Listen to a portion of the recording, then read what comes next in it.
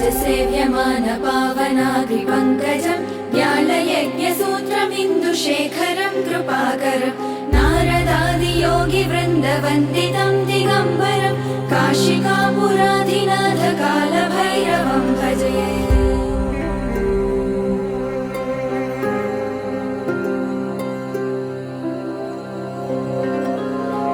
भानुकोटिभास्वरं भवाब्धितारकं परं नीलकण्ठमीप्सितार्धदायकं त्रिलोचनं कालकालमम्बुजाक्षमक्षशूलमक्षरं काशिकापुराधिनाथ कालभैरवं भजे।